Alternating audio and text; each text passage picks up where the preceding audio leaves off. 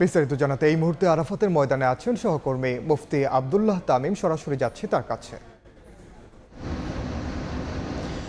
এখন দাঁড়িয়ে আছি ঐতিহাসিক আরাফার ময়দানে। আজকে ঐতিহাসিক পবিত্র হজ আজ সকাল থেকেই ভোর থেকেই এখানে অবস্থান করছেন বাংলাদেশি সহ বিশ্বের নানা প্রান্ত থেকে আগত লাখ লাখ মুসলিমরা। তারা আজকে ইবাদতে গুজরান করছেন এই পবিত্র হজ। তো আমরা এই পর্যন্ত যতটুকু জেনেছি, আজকে আরাফার যে হজের খুতবা, সেই হজের খুতবাটি দিবেন আব্দুর রহমান আল হুজাইফি। তিনি স্থানীয় সময়ে 11:30টার দিকে বা 11:40-এর দিকে খুতবা শুরু করবেন।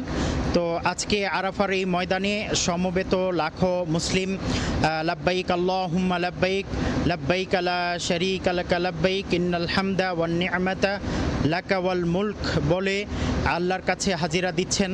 এই আরাফার ময়দানে হাজারো মানুষের, লাখো মানুষের দোয়া আল্লাহ তাআলা কবুল করেন।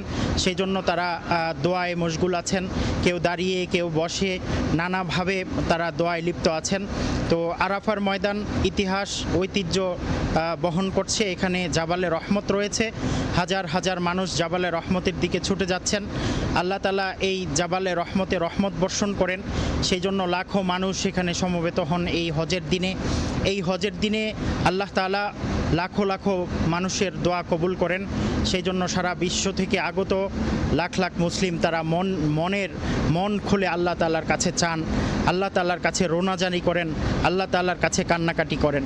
তো এই ছিল আমার কাছে আরাফার ময়দান থেকে সবশেষ খবর।